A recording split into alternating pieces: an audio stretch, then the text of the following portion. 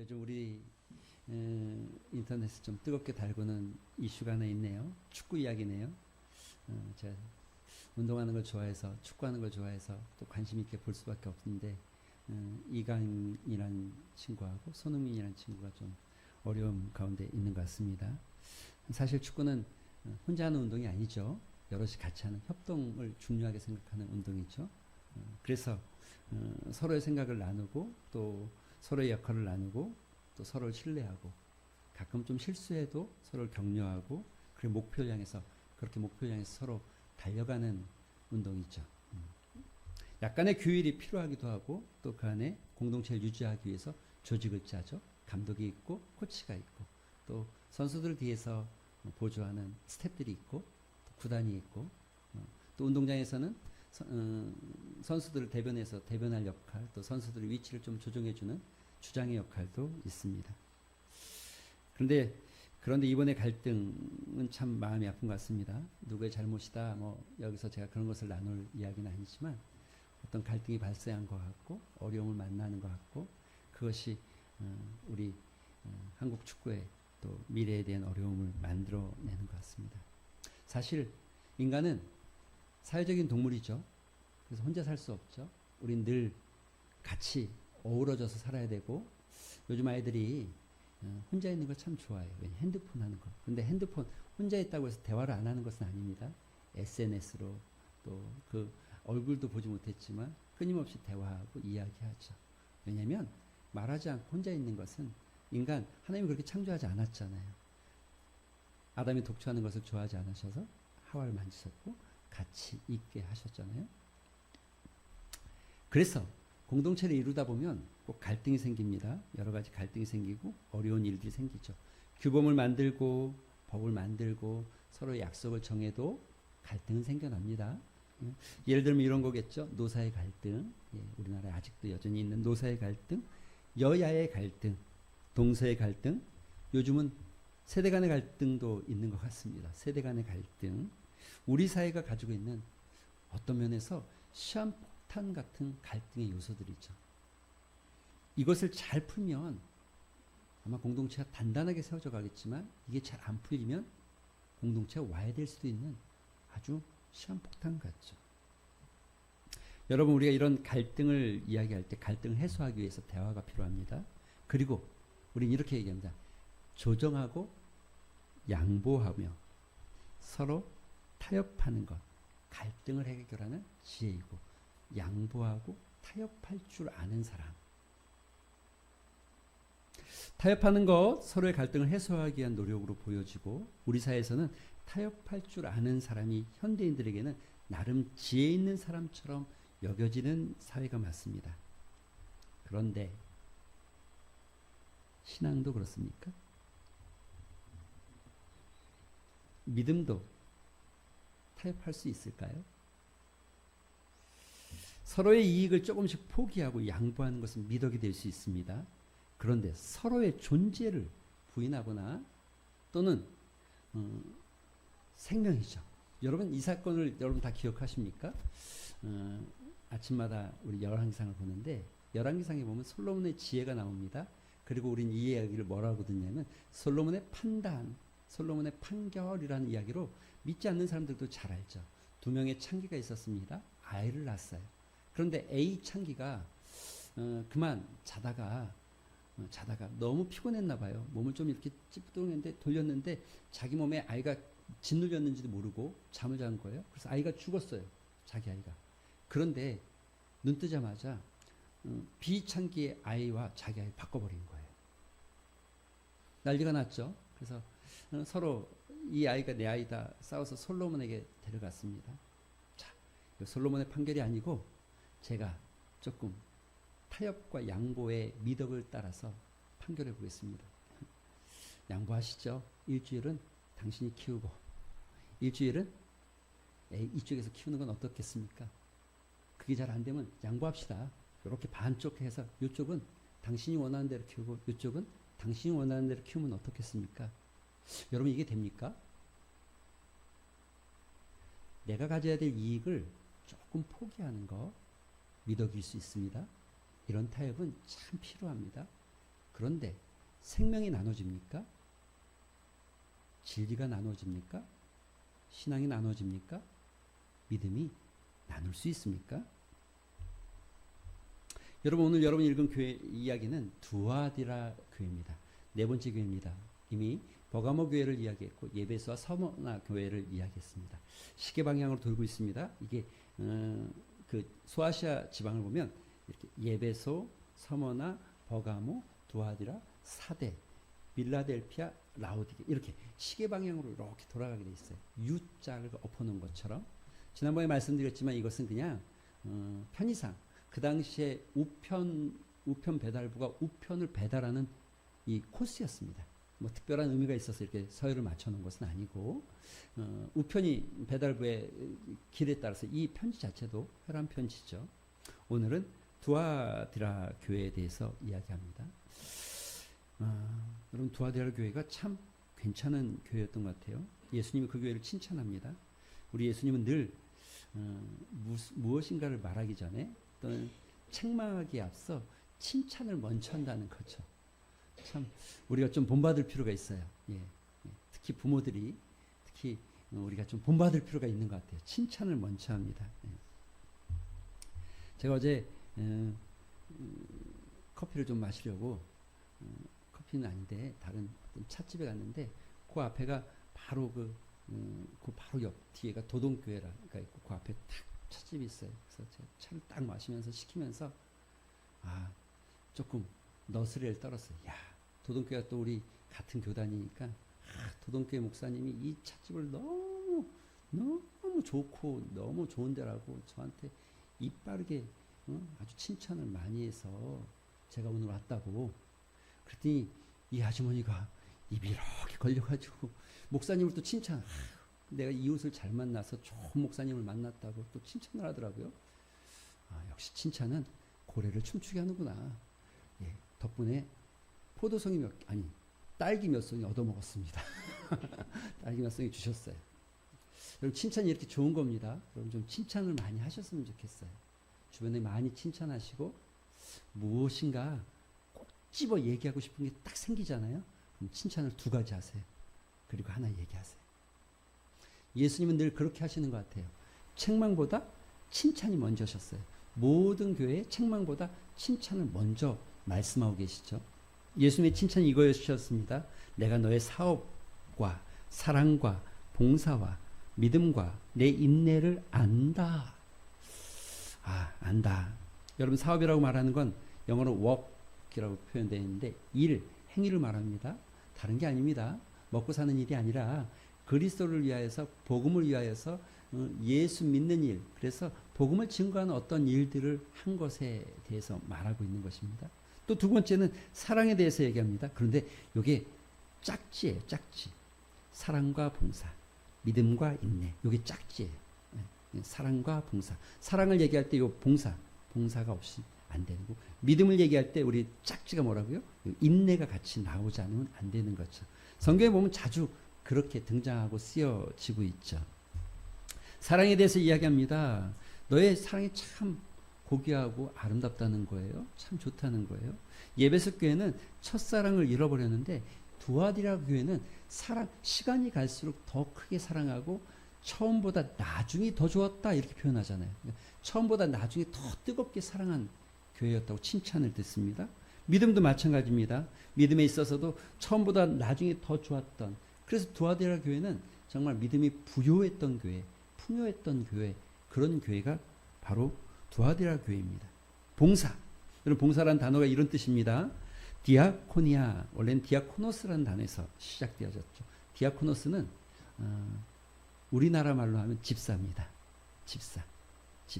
근데 디아가 뭐뭐를 통해서, 그 코니아가 코니노우스라는 단어에서 나온 건데, 이게 먼지라는 게 먼지를 통해서, 그러니까 먼지 날리는 일을 막 하고, 낮은 데서 일하고, 주로 이 먼지 날리는 일들은 여러분 뭐 약간 좀 노예나 이렇게 낮은 사람들이 하는 일인데, 그런 일들을 하는 사람, 그런 일을 디아코니아, 디아코노스 이렇게 이야기한다는 거예요. 그걸 봉사라고 이야기하고, 요즘은 우리가 그것을 집사라고 부른다는 거죠. 집사님들 잘 들으셔야 되는 거예요. 지금 집사님들 잘 들으라고 얘기하는 거예요. 먼지를 좀 날리셔야 돼요. 여러분 먼지가 좀 날려야 되고 괜히 좀 먼지를 좀 뒤집어 쓰고 다니시고 막 이래야 된다는 거죠. 예. 인내 쉽지 않은 일이죠. 믿음을 따라 인내하는 거 쉽지 않죠. 인내라는 표현이 어떤 표현이냐면 전쟁 중에 포탄이 날아다니고 화살이 날아다니고 총알이 날아다니는데 그 참호에서 그것이 다 끝날 때까지 홀로 그냥 묵묵히 참고 기다리고 버티고 있는 거. 성령의 열매 중에 인내, 오래 참음이 빠지는 곳이 없습니다. 그만큼 아주 중요한 열매죠. 그런데 이런 것들이 다른 어떤 교회들보다 너에게 진짜 칭찬할 건 이거라니. 처음보다 나중, 시간이 갈수록 더 잘하는 교회, 더 멋있어지는 교회, 더 인내가 커지고 사랑이 커지고 봉사의 영역이 넓어진 교회. 칭찬 들을 만하죠. 괜찮은 교회죠. 주님이 칭찬이 끝난 다음에 책망거리가 나오는데 책망거리가 나오기 전에 칭찬한 자들에게 어떤 상급이 있는지 말씀하고 있는데 여러분이 읽은 본문에는 26절부터 27절, 28절에 나오고 있죠. 상급은 두 가지로 이야기하는 것 같습니다. 하나는 천하 만국을 다스리는 권세를, 왕같은 제사장, 왕같은 권세를 너희에게 주겠다. 누구에게요? 간단합니다. 누구에게 준다고 말하는 것입니까? 말씀을 지키고 회개하는 자들에게 상급을 주겠다. 말씀을 지키고 회개하는 이들에게 그와 같은 상급이 있음을 이야기하고 있습니다. 여러분 그 상급이 어떤 건지 잘 모르겠지만 분명히 우리가 상상하고 생각하는 것, 그 이상의 것들이면 분명합니다. 두 번째는 새벽별 같이 빛날 거라는 거죠. 새벽별이라는 건 이건 은유적 표현이죠. 영원히 빛나는 사람. 누구에게요? 이기는 자에게. 이기는 자가 이만희가 아니고 자꾸 이기는 자면 이만희를 그 사람이 이겼다고 그래서 이기는 자가 이만희가 아니고 이기는 자가 누구예요?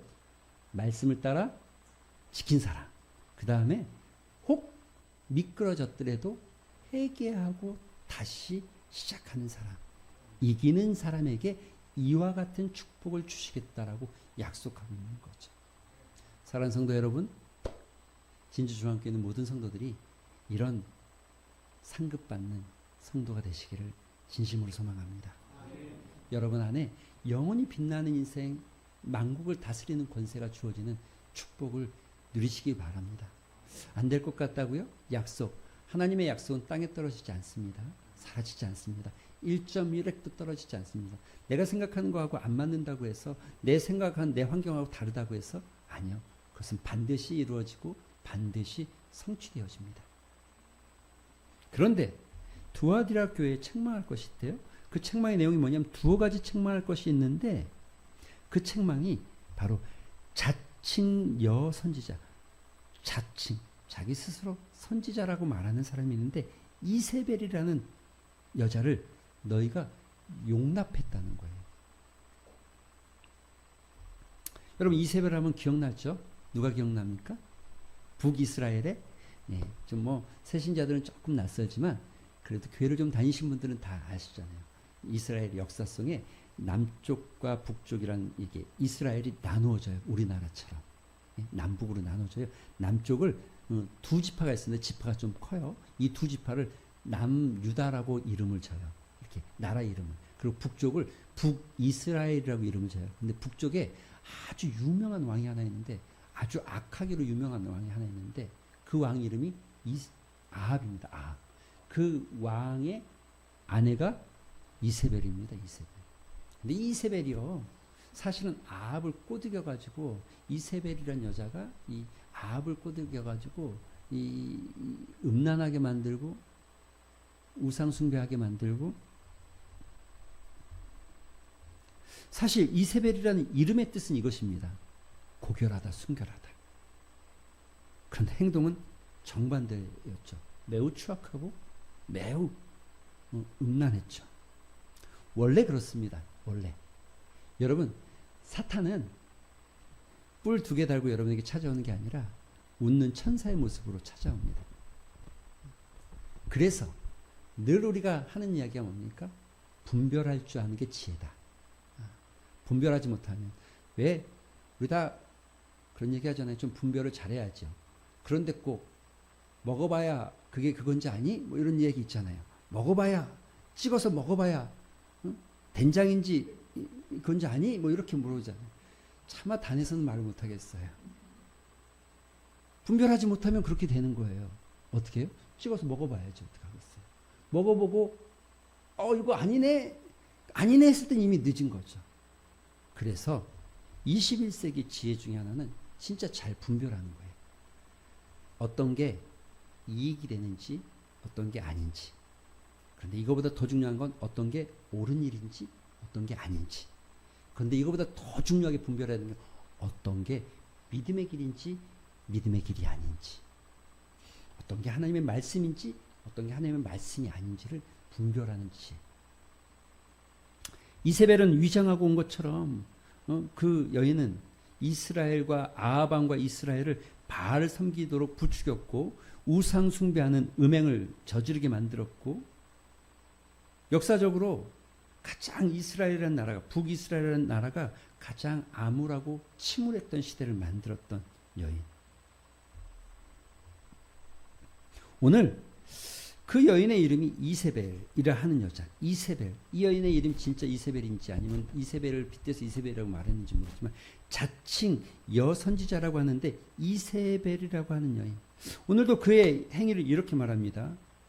말씀을 보면 종들을 깨어내어 행음하게 하고 우상의 재물을 먹게 했다. 행음하게 하고 우상의 재물을 먹게 했다. 그러니까 이 여인이 어떤 여인인지 잘은 모르겠으나 자칭 선지자라고 말하는데 이 여인이 이 교회 내에서 두아디라 교회 내에서 사람들을 꼬드기기 시작했다는 거예요. 그리고 사람들을 미혹하기 시작했다는 거예요. 어떤 미혹이었을까요? 그나마 그 시대의 배경을 좀 살펴보면 조금 더 이해가 빠를 것 같습니다. 두아디라 이 시라는 곳은 사실은 정치적으로나 군사적으로 굉장히 중요한 지역은 아니었습니다. 다만 이 지역이 상업적으로 굉장히 발달돼 있던 지역입니다. 그래서 이 지역에 여러분 혹시 이 지역에 주로 뭐 빵 굽는 사람 특히 이 소아시아 지방이 밀이 많았기 때문에 빵을 많이 굽고 그것을 판매하고 만들어내는 또는 뭐 가죽을 저희 가죽 제품을 만들거나 또는 뭐 의복을 만들거나 뭐 이런 수많은 상거래가 많이 일어나는 지역이었습니다. 여러분 사도행전 16장에 보면 빌립보 교회가 세워질 때 그 처음에 헌신했던 여인의 이름이 있어요. 자주색 옷장사 루디아. 그 여인이 바로 여기 출신입니다. 그리고 이 두아디라 교회가 바로 그 여인이 바울을 만나고 와서 세웠던 교회로 말하고 있죠. 그런데 여러분 이렇게 상업이 발달하고 이런 일들을 해야 되면 여러분 역사를 살펴보면 이런 일들이 일어나려면 반드시 조합, 협동조합, 이걸 유럽 말로 하면 길드를 형성하게 돼 있어요. 그래서 같은 업종끼리 모여가지고 우리가 뭐 가격을 어떻게 하자, 우리 뭐 어떻게 하자 이런 것들을 조합을 만들고 또 우리가 지금 여기 사람이 뭐 100명뿐이 없는데 우리 하는 일이 3명이나 되면 서로 먹고 살기 어려우니까 넌 하지 말아라 뭐 이렇게 하기도 하고 뭐 이렇게 하는 거잖아요. 그런 길드에 들어가지 않으면 장사를 할 수가 없죠. 그런데 문제는 길드에 들어가면 우상을 향해 절해야 되고 또 길드에 들어가면 그들이 믿는 것처럼 그들처럼 행동해야 되고 같이 음행해야 되고 행음하는 일들이 벌어질 수 있는, 그래서 사실은 많은 기독교인들이 소아시아 지방에 있는 기독교인들이 그 일로 인해서 어려움을 당했죠. 실제로 여러분 서문학교에는 그 일 때문에 이익을 포기한 성도들이 많았습니다. 문제는 이세벨입니다. 이세벨이 교회에 들어온 거예요. 그리고 이렇게 말하는 거죠. 괜찮아요. 뭐 그 정도 가지고 그러십니까? 괜찮아요. 적당히 하셔도 괜찮아요. 꼭 그렇게까지 안 하셔도 하나님은 당신을 사랑하니까 당신을 구원해 줄 겁니다. 염려하지 마세요. 원래 인간은 영과 육이 있는데 육은 좀 지저분해져도 상관이 없어요. 구원받는 건 영원히 구원받는 거예요. 괜찮아요. 적당히 해도 괜찮습니다. 누가요? 이세벨이. 그런데 두아디라 교회 성도들이 이 말에 꾀임을 당하기 시작했다는 거죠.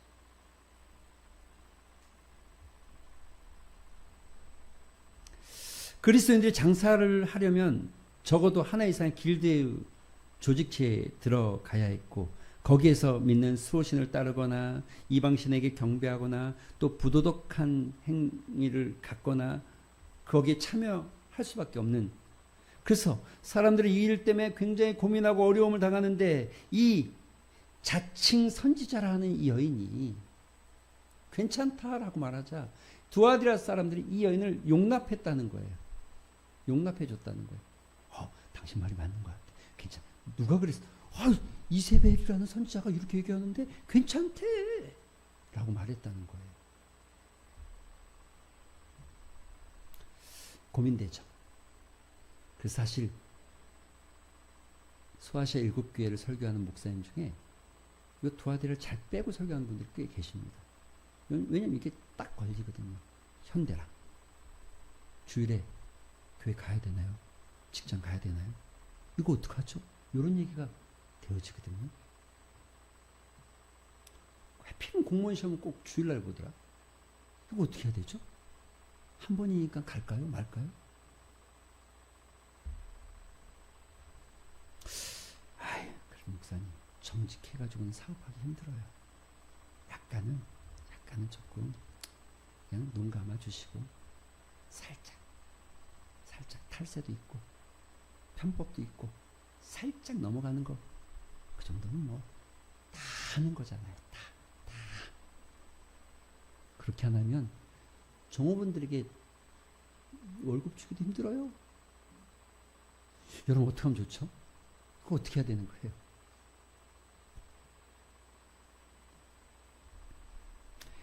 여러분 타협은 매우 좋은 표현 같아 보입니다. 평화를 유지하고 서로에게 이익을 나누기 위한 아주 적절한 표현, 조정하고 타협하는 거. 그래서 타협하는 사람들이 자주 쓰는 신앙인들의 말 속에 이 단어가 있습니다. 어쩔 수 없잖아요. 어쩔 수 없잖아요. 여러분 그런데 진짜 어쩔 수 없는 거 맞습니까? 진짜 어쩔 수 없어서 그렇게 합니까? 정말 힘쓰고 애쓰고 안 돼 해도 어쩔 수 없었습니까? 아니면 적당히 하자. 적당히. 세상 속에서 살아가려면 어쩔 수 없지. 이렇게 안 하고 어떻게 살아? 이세벨의 속삭임이 요즘 우리에게도 있는 것은 아닙니까? 뭐 사람들은 모를 테니까 내 상황을 말하면 내 마음이 어떤 마음으로 시작했는지 아무도 모르죠. 정말 어쩔 수 없다는 그 표현이, 내 마음에 어쩔 수 없다는 그 표현이 아무도 모르는 것 같고 그래도 괜찮을 것 같죠. 그런데 여러분 오늘 성경은 여러분 이 18절을 꼭 읽고 가야 합니다. 두아디라 교회 사자에게 편지하니 그 눈이 불꽃 같고 그 발이 빛난 주석 같은 하나님의 아들이 이르시되, 하나님의 아들이라고 표현하고 있는 건 제우스가 그 신의 아들이 이 땅을 지금 축복하고 있다는 이 두아디라 성 안에의 어떤 축복의 메시지가 있기 때문에 하나님의 아들이라는 걸 꼭 집어서 지금 다른 데는 그렇게 표현하는데 여긴 표현하고 있죠. 그런데 중요한 게 여러분 불꽃 같은 눈 어떤 느낌 드세요? 어떤 느낌이 드세요? 불꽃 같은 눈, 심판자의 눈 하나도 놓치지 않고 우리의 아주 작은 것까지도 다 보시는 분. 이렇게 말합니다. 또 내가 그에게 회개할 기회를 주었으되 자기의 음행을 회개하고자 하지 아니하는도다. 최대한 기회를 주었는데 여전히 완고하게 있었다는 거죠.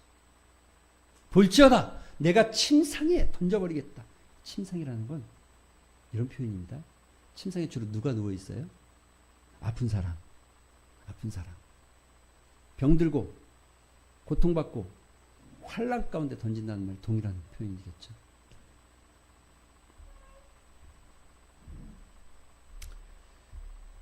말씀을 좀 맺겠습니다. 사랑하는 성도 여러분, 타협이 평화를 이루는 방법입니까?